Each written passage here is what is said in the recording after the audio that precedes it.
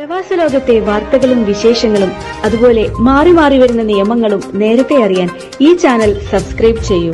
അടുത്തുള്ള bell icon enable ചെയ്യാൻ മറക്കേണ്ട. നമസ്കാരം. ഒമാൻ വാർത്തകളിലേക്ക് സ്വാഗതം. ഇന്ന് 2025 മെയ് 10 ശനി. പ്രധാന വാർത്തകൾ. ആഗോള ഷിപ്പിംഗ് തടസ്സങ്ങൾക്കിടയിലും നിരന്തര പ്രവർത്തനവുമായി സലാല തുറമുഖം. മേഖലാ അന്താരാഷ്ട്ര വ്യാപാരത്തിൽ തുറമുഖത്തിന്റെ പ്രാധാന്യം ഉയരുന്നത് അടയാളപ്പെടുത്തുന്നതാണ് പുതിയ റിപ്പോർട്ടുകൾ. 2023 210 കോടി ഒമാനി റിയാലിന്റെ വ്യാപാരത്തിൽ നിന്ന് 2024 ആയപ്പോഴേക്കും 240 കോടി റിയാലിലേക്ക് തുറമുഖം വഴിയുള്ള വ്യാപാരം ഉയർന്നുവെന്നാണ് NCSI റിപ്പോർട്ട്. മനുഷ്യക്കടത്ത് അടക്കമുള്ള കേസിൽ 3 ഈജിപ്ഷ്യൻ പൗരന്മാരെ ശിക്ഷിച്ച് സോഹാർ അപ്പീൽ കോടതി. ജയിൽ, പിഴ, നാടുകടത്തൽ തുടങ്ങിയവയാണ് ശിക്ഷ. സൈബർ കുറ്റങ്ങൾ, അശ്ലീല വസ്തു വിതരണം ചെയ്യൽ എന്നീ കുറ്റങ്ങളും ചുമത്തിയിട്ടുണ്ട്.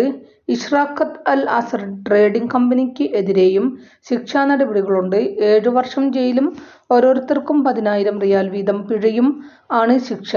കമ്പനിക്ക് 10,000 റിയാൽ പിഴയുണ്ട്. മനുഷ്യക്കടത്തിന് IT ഉപയോഗിച്ചതിന് 10 വർഷം തടവും 20,000 റിയാൽ പിഴയുമുണ്ട്. ഒന്നാം പ്രതിയും കമ്പനിയും കള്ളപ്പണം വെളുപ്പിച്ചുവെന്നും കണ്ടെത്തി. ഇതിന് ആദ്യ പ്രതി 5 വർഷം തടവും 50,000 റിയാൽ പിഴയും അനുഭവിക്കണം. കമ്പനിക്ക് 1 ലക്ഷം റിയാലാണ് പിഴ. അശ്ലീല ഉള്ളടക്കം വിതരണം ചെയ്ത 2-3 പ്രതികൾക്ക് 6 മാസം തടവും 500 റിയാൽ വീതം പിഴയുമാണ് ശിക്ഷ. മൂന്നാം പ്രതി വിസ നിയമം ലംഘിച്ചതായി കണ്ടെത്തി. ഇതിന് 100 റിയാൽ പിഴയടയ്ക്കണം. ശിക്ഷ കഴിഞ്ഞതിന് ശേഷമാണ് നാടുകടത്തേണ്ടത്. ഒമാൻ എയർ മസ്കത്ത് കറാച്ചി വിമാനങ്ങൾ റദ്ദാക്കി. പാകിസ്ഥാനി വ്യോമാതിർത്തിയും വിമാനത്താവളങ്ങളും പൂട്ടുന്നതിന് കാരണമാണിത്. ഇന്നുള്ള വിമാനങ്ങളും റദ്ദാക്കിയിട്ടുണ്ട്. ശനിയാഴ്ചയിലെ സർവീസ് നടത്താനാണ് ആലോചിക്കുന്നതെന്നും എന്നാൽ സംഭവവികാസങ്ങൾ സൂക്ഷ്മമായി പരിശോധിക്കുകയാണെന്നും ഒമാൻ എയർ അറിയിച്ചു. പുതിയ വിവരങ്ങൾ യാത്രക്കാരുമായി പങ്കുവയ്ക്കും. യാത്രക്കാരുടെയും ജീവനക്കാരുടെയും സുരക്ഷ പരമപ്രധാനമാണെന്നും കമ്പനി അറിയിച്ചു. സലാം എയറും പാകിസ്ഥാനിലേക്കുള്ള വിമാനങ്ങൾ താൽക്കാലികമായി റദ്ദാക്കിയിട്ടുണ്ട്. വ്യാഴം മുതൽ 48 മണിക്കൂർ നേരത്തേക്കാണ് റദ്ദാക്കിയത്. യാത്രക്കാർക്കുണ്ടായ വിഷമത്തിൽ കമ്പനി ക്ഷമ ചോദിച്ചു. വ്യാഴം, വെള്ളി ദിവസങ്ങളിലെ ഇസ്ലാമാബാദ്, ലാഹോർ വിമാനങ്ങൾ തുർക്കിഷ് എയർലൈനും റദ്ദാക്കിയിട്ടുണ്ട്. ഈജിപ്തിൽ നടക്കുന്ന 25ാം ലോക സൈനിക കുതിരയോട്ട മത്സരത്തിൽ ആദ്യ റൗണ്ടിൽ വെങ്കലം സ്വന്തമാക്കി ഒമാൻ. റോയൽ കോർട്ട് അഫയേഴ്സിലെ sergeant Madin bin Saeed Al Yousufi 3ാം സ്ഥാനം കരസ്ഥമാക്കി. പിഴവ് കൂടാതെയും വേഗത്തിലുമായിരുന്നു ഈ നേട്ടം. 34.89 സെക്കൻഡിലാണ് അദ്ദേഹത്തിന്റെ കുതിര ഹൈപ്പർ G ഫിനിഷ് ചെയ്തത്.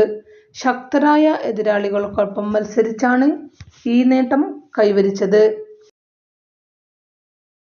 മനുഷ്യാവകാശത്തിനുള്ള സാർവത്രിക സമയാധിഷ്ഠിത വിശകലനം അനുസരിച്ചുള്ള ഒമാന്റെ 4ാം ദേശീയ റിപ്പോർട്ട് ചർച്ച ചെയ്ത് വിദേശകാര്യ മന്ത്രാലയത്തിന്റെ ശില്പശാല. ഈ വർഷം നവംബറിൽ ഐക്യരാഷ്ട്രസഭയുടെ മനുഷ്യാവകാശ സമിതിക്ക് മുമ്പാകെ റിപ്പോർട്ട് അവതരിപ്പിക്കാൻ രാജ്യം തയ്യാറെടുക്കുന്ന വേളയിലാണിത്. അന്താരാഷ്ട്ര മനുഷ്യാവകാശ പ്രതിബദ്ധത ശക്തിപ്പെടുത്താനുള്ള രാജ്യത്തിന്റെ തുടർ ശ്രമങ്ങൾ അനുസരിച്ചാണ് ശില്പശാല. പീഡനത്തിനെതിരെയുള്ള കൺവെൻഷൻ ബലം പ്രയോഗിച്ചുള്ള അപ്രത്യക്ഷമാകലിൽ നിന്ന് എല്ലാ വ്യക്തികളെയും സംരക്ഷിക്കാനുള്ള അന്താരാഷ്ട്ര കൺവെൻഷൻ, സാമ്പത്തിക, സാമൂഹിക, സാംസ്കാരിക അവകാശങ്ങൾക്കുള്ള അന്താരാഷ്ട്ര കൺവെൻഷനുകൾ അടക്കം നിരവധി അന്താരാഷ്ട്ര കൺവെൻഷനുകൾ രാജ്യം അംഗീകരിച്ചിട്ടുണ്ട്. വെനീസ് ആർക്കിടെക്ചർ ബിനാലെയുടെ 19ാം പതിപ്പിൽ വിസ്മയം തീർത്ത് സുൽത്താനേറ്റിന്റെ പവലിയൻ. അസാർ എന്ന പേരിലാണ് ഒമാനി പവലിയൻ സജ്ജമാക്കിയത്. വാസ്തുവിദ്യയിൽ മനുഷ്യനിർമ്മിത ബുദ്ധി സാങ്കേതിക വിദ്യകൾ സംയോജിപ്പിക്കുന്നു എന്നതാണ് ബിനാലെയുടെ പ്രമേയം. ഇറ്റലിയിലെ ഒമാൻ അംബാസിഡർ സയ്യിദ് നിസാർ അൽ ജുലന്ത അൽ സയ്യിദിന്റെ കാർമ്മികത്വത്തിലായിരുന്നു ഉദ്ഘാടന ചടങ്ങ്.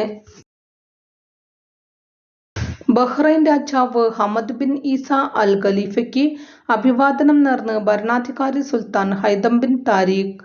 സുൽത്താന്റെ സന്ദേശവുമായി എത്തിയ വിദേശകാര്യമന്ത്രി സുൽത്താൻ ബിൻ സാലിം അൽ ഹബ്സിയെ മനാമയിലെ അൽ സഫ്രിയ കൊട്ടാരത്തിൽ അഹമ്മദ് രാജാവ് സ്വീകരിച്ചു. കൂടിക്കാഴ്ചയിൽ സുൽത്താന്റെ അഭിവാദനം അദ്ദേഹം രാജാവിനെ അറിയിച്ചു. സഹോദരന്മാരായ ബഹ്റൈനികൾക്ക് കൂടുതൽ പുരോഗതിയും ക്ഷേമവും ഉണ്ടാകട്ടെയെന്ന് ആശംസിച്ചു. തന്റെ ആശംസ സുൽത്താനെ അറിയിക്കാൻ രാജാവ് മന്ത്രിയോട് പറഞ്ഞു. ഇരു സഹോദര രാജ്യങ്ങൾക്കുമിടയിലെ ബന്ധത്തിലുള്ള തുടർച്ചയായ പുരോഗതിയും വളർച്ചയും അദ്ദേഹം അഭിനന്ദിച്ചു. സൂർ വിലായത്തിൽ മലകയറ്റത്തിനിടെ കാണാതായ സെർബിയൻ ടൂറിസ്റ്റ് സുരക്ഷിതമാണെന്ന് റോയൽ ഒമാൻ പോലീസ് കണ്ടെത്തി. വ്യാഴാഴ്ച വൈകുന്നേരം മുതൽ നടത്തിയ വ്യാപക തിരച്ചിലിലാണ് വനിതാ ടൂറിസ്റ്റിനെ സുരക്ഷിത നിലയിൽ കണ്ടെത്തിയത്. തിവിനിയാബത്തിലെ വാദി ഷാക്കിൽ ഹൈക്കിംഗ് നടത്തുമ്പോഴാണ് ഇവരെ കാണാതായത്. വനിതാ ടൂറിസ്റ്റിനെ കണ്ടെത്തുന്നതിന് സഹകരിച്ച പൗരന്മാർക്ക് ROP നന്ദി പറഞ്ഞു. ടൂറിസ്റ്റിന് ആരോഗ്യ പ്രശ്നങ്ങളൊന്നുമില്ല. ഇതോടുകൂടി ഇന്നത്തെ വാർത്തകളും വിശേഷങ്ങളും ഇവിടെ അവസാനിക്കുന്നു. കൂടുതൽ വാർത്തകളും വിശേഷങ്ങളുമായി നാളെ കാണാം. നന്ദി, നമസ്കാരം.